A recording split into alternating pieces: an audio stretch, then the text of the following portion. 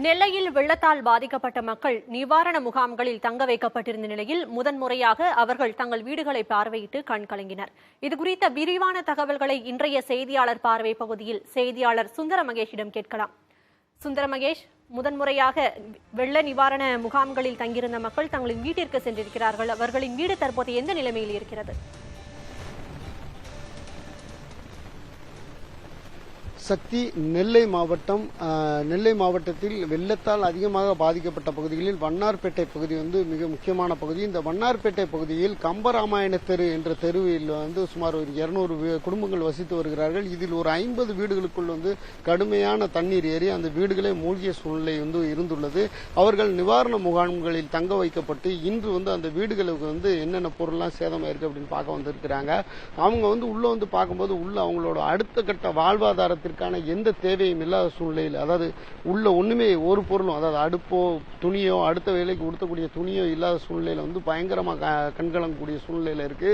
அதே மாதிரி பாத்தீங்கன்னா வந்த மாணவ மாணவிகள் அவங்களோட சான்றிதழ்கள் இல்லாத சூழ்நிலையிலையும் சான்றிதழ்கள் நாசமானதையும் கையில வச்சு வேதனைப்பட்டு இருக்கிறத நம்மளால பார்க்க முடிகிறது. இப்ப இது குறித்து நம்மகிட்ட பேசுறதுக்கு இருக்கிறாங்க. அவங்களோட கேட்கலாம், என்ன மாதிரியான இதை நீங்க சொல்லுங்க. முதல்ல தண்ணி வந்ததே இன்ஃபார்ம் பண்ணல. தண்ணி வெள்ளத்தில் நாங்கள் மிதந்து தான் பிள்ளைங்க எல்லாம் நாங்கள் உயிரை காப்பாற்றுறதுக்கு தான் நாங்கள் வெளியேறோம் தவிர மற்ற பொருள் எதுவுமே எங்களை சேஃப்டி பண்ண முடியலை. முகாமில் போய் தங்கியிருந்தோம். அங்கேயும் 3 நாள் கழிச்சு நாங்கள் வீட்டில் தண்ணி வச்சிருக்கா பார்க்க போனோம் அப்படின்னா உள்ள வீட்டுக்குள்ளேயே தண்ணி இறங்க முடியாத முட்டளவு தண்ணியாக இருக்குது. இந்த லைன் ஃபுல்லாகவே உள்ளே போக முடியலை. அவங்க உள்ளே போய் அதை மீறி பார்த்தோம்னா எங்களோட அடுப்பு பிரிட்ஜு எதுவுமே எங்களுக்கு யூஸ் ஆகாது. அவ்வளோ பொருளும் நஷ்டேடு. டிவி எல்லாமே போயிட்டு இன்னைக்கு சாப்பாடு 4 நாள் ஆகுது. ஒரு நேரம் சாப்பாடு தான் இந்த தெருவில் எங்களுக்கு சாப்பாடு கொடுத்துருக்காங்க. மற்ற எந்த வசதியும் கிடையாது. இப்ப கூட தண்ணி குடிக்கிறதுக்கு தண்ணி இல்லாம தவிச்சிட்டு இருக்காங்க மக்கள். அந்த அளவு பாதிப்பா எல்லா வீட்டுகள்லயும் பிள்ளைகள் படிப்பு நோட்டு புக்ஸ்ல இருந்து எல்லா இதுவுமே நமக்கு பாதிப்பை தான் அதாவது தொடர்ந்து பல்வேறு பகுதியில் இங்க இருக்கக்கூடிய மக்கள்கிட்ட இப்ப நீங்க என்ன மாதிரியான பாதிப்பை சந்திச்சிருக்கீங்க? சார், அவ்வளோ புக்ஸு போயிடுச்சு சார். டிஎன்பிஎஸ்சி எக்ஸாமுக்கு பிஎட் பண்ணிட்டு இருக்கேன். சர்டிஃபிகேட் என்னோட பிஜி சர்டிஃபிகேட், இது கிராஜுவேஷன் சர்டிஃபிகேட் போயிடுச்சு. இது ஒன்றுமே என்ன பண்ணுறது தெரியல.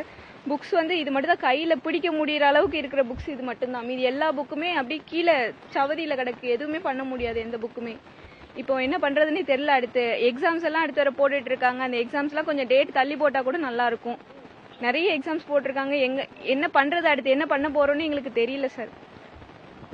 இந்த பகுதியில் வீடுகளுக்குள் அடுத்த கட்ட தேவைக்கு எந்த பொருளும் இல்லாத ஒரு சூழ்நிலை இங்க ஏற்பட்டிருக்கு. அதே மாதிரி அதிகமான மாணவ மாணவிகள் அவங்களோட சர்டிபிகேட் மற்றும் புஸ்தகங்களை இழந்திருக்கிறார்கள். சக்தி, விவரங்களுக்கு நன்றி சுந்தர மகேஷ்.